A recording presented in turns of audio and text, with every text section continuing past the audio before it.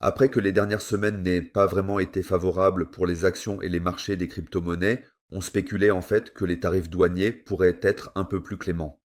Mais malheureusement, cela ne s'est pas passé, exactement comme nous l'espérions. Trump a annoncé hier tous les tarifs douaniers et il avait simplement 4 tableaux en main. Et en conséquence, on sait alors, d'accord, il est vraiment sérieux. Et ce ne sont pas seulement des tarifs contre la Chine et l'Europe, ce sont des tarifs contre le monde entier. Nous avons eu ici d'énormes sorties hier.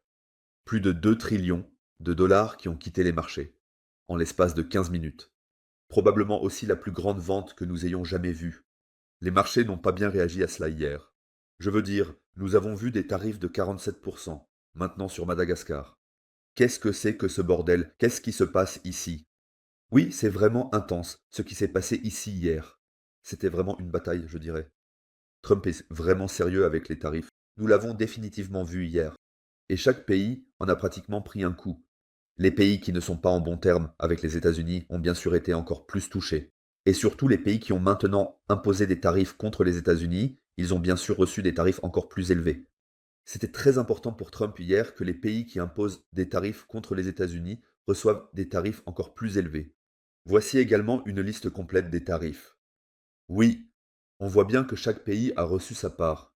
On voit par exemple pour la Chine, nous avons 67% de tarifs pour les marchandises allant de la Chine vers les États-Unis et 34% de tarifs pour les produits américains allant vers la Chine.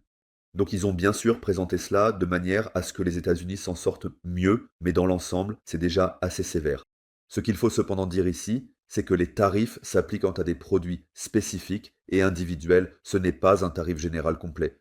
Néanmoins, cela en dit long. Et vous pouvez voir que les États-Unis le pensent vraiment sérieux. D'un point de vue économique, bien sûr, cela ne s'applique-t-il pas à nous du tout, Advantage, car la plus grande banque du monde, JP Morgan, s'est exprimée à ce sujet. En raison de tous ces tarifs, environ 400 milliards de dollars américains sont perçus chaque année à cause des tarifs. Cela signifie que 400 milliards de dollars manquent théoriquement à l'économie normale. Et cet argent est à nouveau ajouté sur tous les produits. Cela signifie que si un ordinateur devient 30% plus cher à cause de tous ces tarifs, ces 30% de tarifs sont finalement répercutés sur le produit. Lors de la vente, en conséquence, les citoyens aux États-Unis auront de nombreux produits qui seront beaucoup plus chers. Cependant, les citoyens n'ont pas beaucoup plus d'argent. Cela signifie que JP. Morgan suppose que nous pourrions ressentir une inflation croissante au deuxième ou troisième trimestre à cause de cela.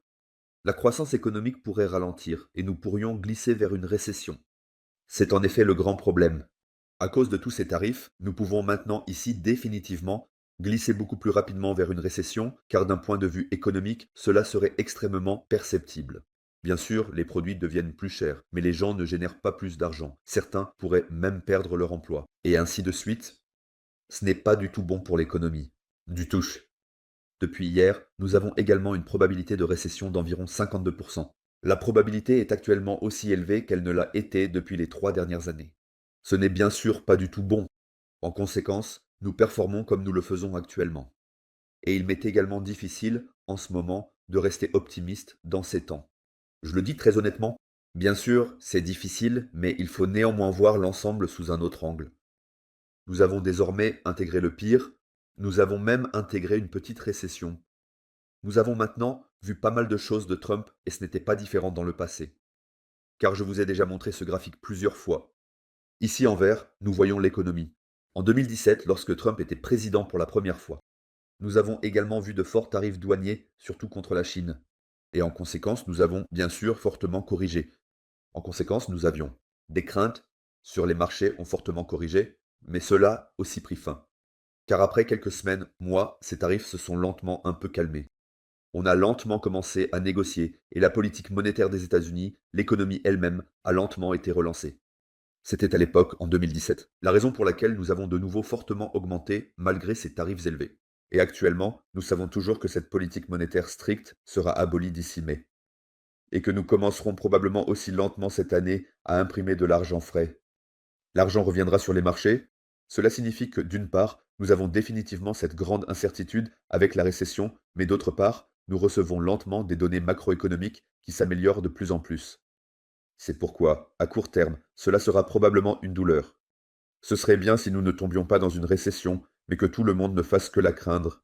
Car c'est peut-être aussi ce que Trump et les faiseurs de marché veulent, que tout le monde soit maintenant pris de peur et de panique, et que nous évitions de justesse une récession. Car c'est aussi le graphique que je vous ai déjà montré ces derniers jours. Je m'attendais à ce que si les tarifs s'améliorent, nous commencions à monter lentement, maintenant. Ou si les choses empirent, que nous commencions à monter vers la fin avril, début mai, à peu près à cette période. Parce que la corrélation entre la liquidité mondiale et le Bitcoin est très précise. La corrélation était généralement entre 70 et 100%. Et 107 jours, c'est pourquoi ma spéculation était que nous monterions soit début avril, soit modérément fin avril. Parce que la corrélation a une probabilité de presque 80%, ce qui est déjà extrêmement élevé. Donc il ne faut pas sous-estimer cela. D'un point de vue économique, les États-Unis fluctuent actuellement de manière certaine. Et ça n'a pas l'air génial. Je suis tout à fait d'accord avec vous, mais nous avons déjà connu cela dans le passé. Nous voyons lentement une liquidité croissante et une politique monétaire qui s'améliore de plus en plus.